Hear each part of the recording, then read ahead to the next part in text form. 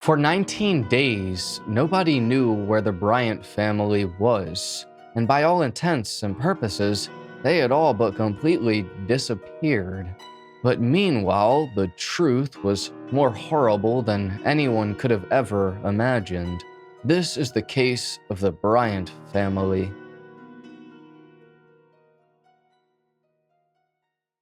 Hello, friend, and welcome to High Time Crime. My name's Joel, and on here I specialize in true crime and also trying my best to find the edge of a duct tape roll. Oh, come on. It's gotta be here somewhere. But anyway, today we're going over the case of a tragedy that nobody can fully explain to this day. By the year 2002, the Bryant family consisted of 37-year-olds Robert and Janet Bryant and the couple's 4 kids. From oldest to youngest, their names were Clayton, Ethan, Ashley, and Alyssa. Robert owned his own landscaping business, while Janet was a stay-at-home mom. Together, the family lived in a home in a pleasant little town in Oregon called McMinnville. McMinnville is located in northwestern Oregon, and when this story took place, it had a population of around 26,500 people. By all appearances, the entire family was very happy and high-spirited. But underneath the surface of what one friend called a perfect family living in a perfect town were some dark secrets lurking beneath. The reason why they had moved to where they had now lived was a bit different from the explanation that they had told others. If you had asked many of the Bryants' new friends in Oregon, they would say that the Bryants had moved for personal reasons or because of family issues. But in reality, the main reason why the Bryants, who had originally lived in California, moved to their new house was because they had been excommunicated from their church. In California, the Bryants had previously attended their local Jehovah's Witnesses church. Jehovah's Witnesses are a sect of Christianity, and yes, the Bryants themselves were Jehovah's Witnesses. For those that don't know, some of their beliefs include the idea that the Armageddon is coming soon, only 144,000 people will go to heaven, and that there's only one true God and that he and Jesus are separate. Also, they call God Jehovah, which is an older term for the God in the Bible. Jehovah's Witnesses don't celebrate any national holidays, including Christmas, Thanksgiving, and birthdays. They explicitly forbid any form of substance, adultery, and premarital relations. And they're best known for a strategy of going door to door to attract new followers. For a long period of time, the Bryant family were extremely dedicated to following the strict rules of their faith. Robert Bryant had even been granted the status of church elder and would sometimes counsel people at his home. However, at some point, Robert began doing some things that the church didn't exactly like. In the Jehovah Church, if you don't follow certain tenets, you risk being kicked out in the process called disfellowship.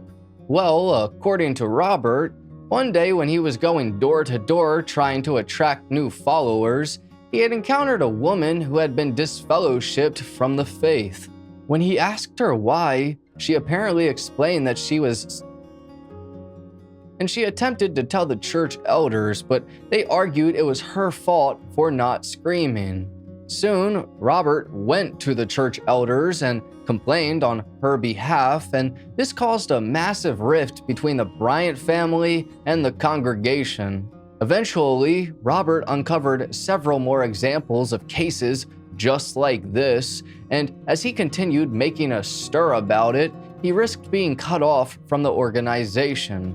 Within a matter of months, he and his whole family were officially shunned, and when they finally left California for greener pastures, they did so in the middle of the night out of fear.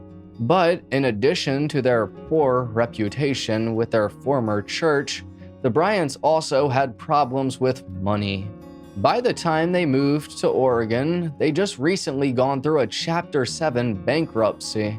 Before this, the Bryants were over $57,000 in debt with a failing landscape business. And they did own their own home, which was valued at $175,000, but even that they had little equity in. Regardless, after filing bankruptcy, the Bryants were now released from their debt and looking forward to a fresh start. Soon, they bought a large plot of land in Oregon, and the plan was to build a house there. However, this was going to take a while, so in the meantime, they lived in a double-wide mobile home in an RV park. The family moved there on June 11th of 2001, and they enrolled their kids in nearby public schools. The part where they lived was up on a bit of a hill, looking over the adjacent area. According to friends and neighbors, the Bryant family was quiet and well-behaved. Robert Bryant was known for being mild-mannered and deeply religious, while his wife Janet was known for being a sweet, devoted mother who absolutely adored her 4 children. Meanwhile, the children themselves were described as being very good overall, but as having their own individual quirks that made them unique. The oldest kids, Clayton and Ethan, were very popular and nice and just your typical boys, while the youngest girls, Ashley and Alyssa, were sweet and intelligent for their ages. Shortly after moving, Robert Bryant went door to door in the town looking for new clients for his new landscaping business. Additionally, he put ads out everywhere you could possibly think of: newspapers, flyers, leaflets, and before long, he had a decent-sized client base. Robert even proposed the idea of re-landscaping the RV park he was living in to the owner of the park, but by the time the man got back to him, Robert already had too many other clients to deal with. Most people that met Robert saw him as being a pleasant and reliable guy, and the type that if you saw, you would say hi to and strike up a conversation with. The future for him and his family looked bright. By February of 2002, their new home would be built and they would officially be on to the next chapter of their lives. But despite all of this, something deeply troubling was going on in Robert's psyche, and it was only a matter of time before it revealed itself in the most vile and sinister way imaginable. On Monday, February 26th of 2002, none of the Bryant kids showed up to school. Clayton didn't show up to McMinnville High School, Ethan didn't show up to Patton Middle School, and neither Ashley nor Alyssa showed up to Memorial Elementary School. Before that day, they all had perfect attendance records since enrolling. Naturally, their teachers found this to be a bit weird, but it wasn't that unusual for kids to miss some days, so for a period of time, they just shrugged it off. Meanwhile, in the trailer park the Bryant family lived, their neighbors hadn't seen Robert or his wife that first day, nor several days after.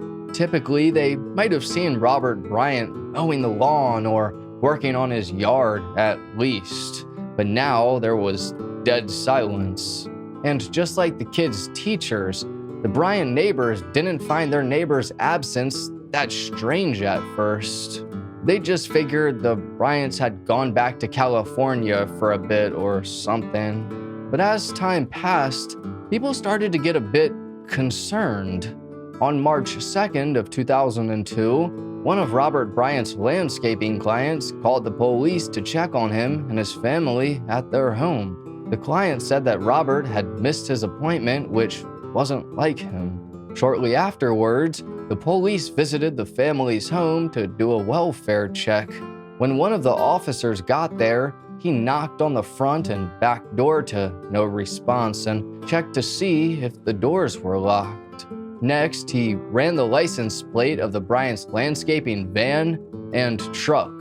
But after finding nothing suspicious, he then left and that was that. The next visit to the home came 9 days later on March 11th. Sometime that day, a school police officer who worked at Patton Middle School showed up to the house, and despite seeing nothing alarming, he contacted the local police department in order to have them send another deputy. Soon, the police sent another deputy named Officer Bodle, but once again, he too found nothing suspicious. However, 3 days later, on March 14th, Officer Bodle was patrolling around the area again when one of the Bryants' neighbors flagged him down and asked him to check on the Bryants one more time. But as it turned out, this visit would be a whole lot different than the first 3. Once Officer Bodle got there, he smelled a strong odor coming from inside of the home. Upon further investigation, he propped up a ladder on the side of the house to look through the window. After climbing up and peering through, he immediately witnessed a gruesome sight. Inside of the home, lying dead on the living room couch, was Robert Bryant. Right away, Officer Bodle was able to determine Robert was deceased. So in response, he called for backup, and a short time later, other members of the police department arrived to check the rest of the home. Before their arrival, they got a search warrant, and upon entering, they discovered what one of the officers described as the worst crime scene in the history of the county. First, police discovered Robert in the living room, and then Janet in between the master bedroom and the bathroom, and finally the children with both boys lying in their bunk beds and the girls on their twin beds. Here's a layout of what the home looked like. Additionally, police found 4 firearms, including 2 rifles and 2 shotguns. The cause of death for each person was a single shotgun shot at close range. Late at night on Friday, February 23rd of 2002, is believed to be the day that Robert took a shotgun and killed each one of his family members one by one before ultimately turning the gun on himself. A beautiful, loving family dead at the hands of their own father. And not only that, but on the same day of Robert and Janet's 17th wedding anniversary. Immediately after discovering what happened inside the house, police cordoned off the home using rope and crime scene tape. In the aftermath, the reaction by town locals was one of complete and utter shock. Before this, the county they lived in had only experienced 11 murders from the years 1991 to 2001. Now, it goes without saying that this case is devastating, but the hardest part about it is trying to identify exactly why Robert Bryant did it. After all, he and his family had landed on their feet and were doing well, and by all appearances, things were on the up and up. According to friends and family, the family was as tight-knit as it came. They did everything together, and Robert's children loved him dearly. On top of that, Robert himself didn't seem like the type to kill anyone, especially not his own family. When they did a background check, it was revealed that Robert had as squeaky clean a criminal history as it came. No incidents of domestic violence, no DUIs. I mean, the guy didn't even have a parking ticket. So yeah, that just goes to show how strange and sudden what happened was. Now, I will mention that part of the Bryant's family exile from California did include being separated from their extended family. Before being shunned, the Bryants used to be reasonably close to Robert Bryant's parents and the children's aunts and uncles. But after the church dispute, these relationships took a rough turn. On a few occasions, Robert caught his mother and father trying to indoctrinate the children with their beliefs, even when he and Janet were officially shunned. Additionally, some of the extended Bryant family members had actually filed court documents attempting to force Robert to allow them to have contact with the children. Eventually, this progressed to a looming custody battle with the children's grandparents. And naturally, this was a very serious concern to Robert, not only because he didn't want the kids going back to the faith, but because he wanted to keep his children. Another part of his motivation may have been related to Janet. Evidently, after 9/11, Janet was having issues grappling with the loss of her former faith, and this was stressing Robert out considerably. Because Janet had been taught her entire life that in the end of days, catastrophes like the one that took place on 9/11 would happen, she seemed to begin to think the end was near. Therefore, she believed the Jehovah's Witnesses were right. Regardless, whatever the reason Robert killed his family is, it was absolutely horrible. Nothing ever in a million years could have justified it. I don't care how angry you are or what your personal beliefs are, the innocent deserve to be protected, not stripped of their futures.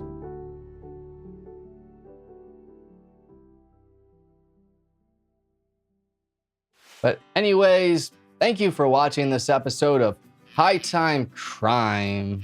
If true crime is your thing, then please subscribe and hit the like button because that's all we do. I just want to say I have an all-exclusive Patreon where I post members-only content. 2 tiers, the second and the third one, allow for you to have your name at the end of each High Time Crime video.